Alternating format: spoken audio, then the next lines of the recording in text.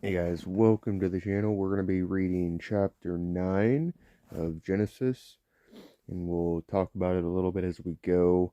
Um, this series I'm doing on the Bible, which I'm going to make a lot of videos on the Bible, but this right here is me studying the Bible independently, and I'm not talking about I've never read anything in the Bible ever. But what I'm saying is independently, without a church telling me what they think. And I would encourage everybody to do the same thing. Yeah, I got my hat on backwards. It's just my hair looks terrible. So I figured I'd just put it away. So let's go ahead and begin. So, chapter 9. And God blessed Noah and his sons and said to them, be fruitful and multiply and fill the earth. So, now that the flood's over with, it's time to repopulate. The fear of you and the dread of you shall be upon every beast of the earth, and upon every bird of the heavens, upon everything that creeps on the ground, and all the fish of the sea. Into your hand they are delivered. So, before the flood and everything, go back to the Garden of Eden, for example. Um, every all the animals were friendly. They all laid together. They hung out together. They spent time together. Now that's going to no longer be the case, is what I'm going to gather from this. So now it's time to hunt and fish, and it's probably going to be a lot harder. Well, we know it's a lot harder now than what it would have been back then. Um, every moving thing that lives shall be food for you. And as I gave you the green plants, I give you everything. But you shall not eat flesh with its life, that is its blood. My first thoughts on that is it may be referring to not eating human flesh. That's what I would take away from that, without a church telling me what to think. And for your lifeblood I will require a reckoning. From every beast I will require it, and from his fellow man I will require a reckoning for the life of man. Whoever sheds the blood of man, by man shall his blood be shed. For God made man in his own image. So now I think we're talking about, a little bit of eye for an eye. If you whoever sheds the blood of man, so if I shed the blood of a man, by man shall his blood be shed. So if I shed the blood of another man, then my blood shall be shed by a man. So death penalty is in full swing right here. Genesis 9, chapter 6, chapter 9, verses 6. And then, and you be fruitful and multiply, increase greatly on earth and multiply in it. So, right here, it wants us to multiply a ton. He just wants them babies. But, in today's world, that's not what people are doing. They're getting rid of their babies. They're not letting them be born. Not trying to be political, but part of the studying of this on my own is to make sure that I'm doing the right thing and sharing it with others. So We have to get that in there a little bit, dash it in there. Then God said to Noah and to his sons with him, Behold, I establish my covenant with you and your offspring after you, and with every living creature that is with you, the birds, the livestock, and every beast of the earth with you. As many as came out of the ark, it is for every beast of the earth. So, the covenant. Okay. Now, let's go ahead and read on here, because see what the covenant is. Talk about it. I establish my covenant with you that never again shall all flesh be cut off by the waters of the flood, and never again shall there be a flood to destroy the earth. Here we go. So we're entering a covenant, an agreement with God, or He's making it with us, for us. And God said, This is the sign of the covenant that I make between me and you and every living creature that is with you for all future generations. I have set my bow in the cloud. That's the rainbow. Got to do one more here. The rainbow that they are stealing for other purposes. And we all know what that is. It goes on to say, I have set my bow in the cloud, and it shall be a sign of the covenant between me and the earth. That's what it represents. When I bring clouds over the earth and the bow is seen in the clouds, I will remember my covenant that is between me and you and every living creature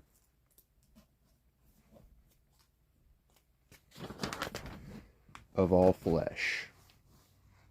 And the waters shall never again become a flood to destroy all flesh.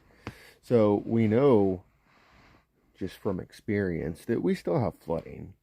But what he's saying is he's promising not to flood the whole world ever again and destroy everything. So that's why we have rainbows. When the bow is in the clouds, I will see it and remember the everlasting covenant between God and every living creature of all flesh that is on the earth. So again, he's just saying again that, he will remember. That's why the rainbow's there. He's not going to flood the earth ever again. Not the whole world. And then the rest of chapter 9, we're done with the flood and the covenant and all that. The next and final section here for chapter 9 is titled Noah's Descendants. The sons of Noah who went forth from the ark were Shem, Ham, and Japheth. Ham was the father of Canaan. These three were the sons of Noah, and from these the people of the whole earth were dispersed. I'm going to take that to mean we were all repopulated from them. Noah began to be a man of the soil, and he planted a vineyard. He drank of the wine and became drunk, and lay uncovered in his tent. So, I'm a little bit curious about that, because he became drunk.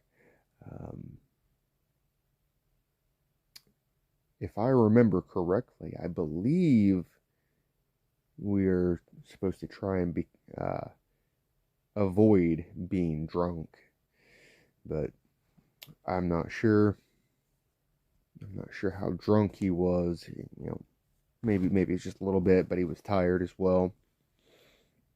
But anyways, verse 22. And Ham, the father of Canaan, saw the nakedness of his father, and told his 2 brothers outside. Then Shem and Japheth took a garment, laid it on both their shoulders, and walked backwards, and covered the nakedness of their father. So I'm going to say they went out of their way to not see Noah naked. It looked like I got a garment over my shoulder, and my brother's got one on his side, the other end of it. We're going to walk backwards, put it down on him, and not look at his nakedness. They went through to a great length, and they put in a lot of effort to avoid seeing his nudity. Their faces were turned backwards, and they did not see their father's nakedness. When Noah awoke from his wine and knew what his youngest son had done to him, he said, "Cursed be Canaan, a servant of servants shall he be to his brothers." So basically, because he went to I'm looking at it like this. I feel like he was almost trying to embarrass or humiliate Noah a little bit, or that's how it's viewed, because he's seen his nakedness. He's, hey, Dad's naked and he's passed out, ha ha ha, right? That's, I mean, tell me if I'm wrong, but I'm thinking that is the point here. So he cursed his son Canaan to be a servant of servants. So now Canaan, he's cursed. I'm not sure what'll happen to him beyond this, because in church I hear bits and pieces of it, and so we'll find out if it says what happens later on. He also said, "Blessed be the Lord, the God of Shem, and let Canaan be his servant. May God enlarge Japheth, and let him dwell in the tents of Shem, and let Canaan be his servant." So Canaan will be, "Blessed be the Lord, the God of Shem, and let Canaan be his servant." So he'll be, Ham's son will be Shem's servant. May God enlarge Japheth, and let him dwell in the tents of Shem, and let Canaan be his servant. So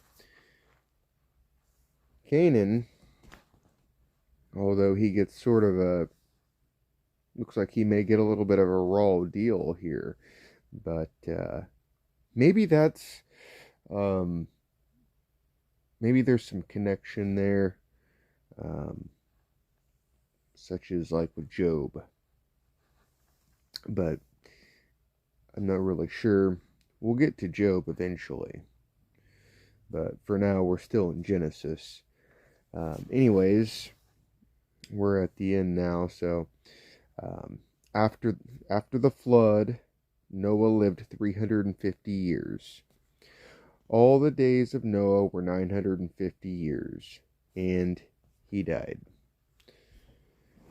So that is Genesis 9. Now, I know people will say 950 years. How can he live 950 years? Well, I have 2 theories on it. One will be that time is not what we think it is. Through altering history, I personally think that, we got the 4 seasons and whatnot. My theory is that we don't really understand what time was like then, or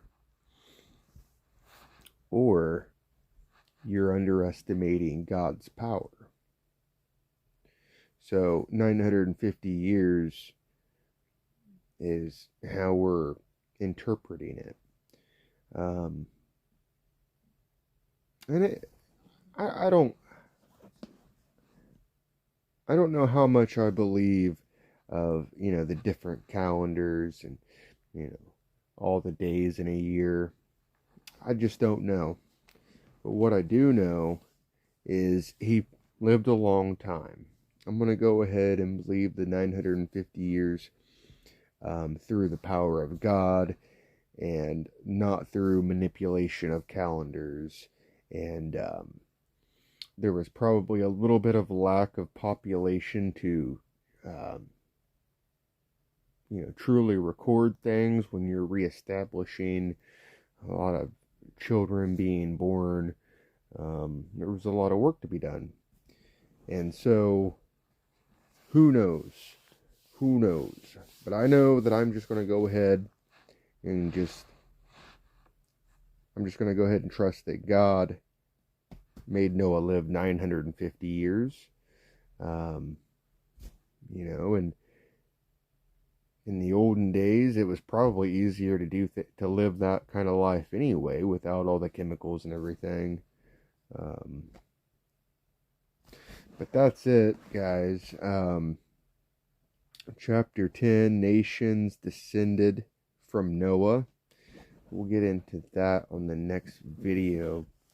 I hope that my probably poor attempt to read and just interpret it on my own isn't too terrible. It's probably terrible, but I hope it's okay. You're welcome to correct me if you think I need correction on some of this stuff. But my desire is to figure it out for myself and not listen to all the different churches and their interpretations of everything.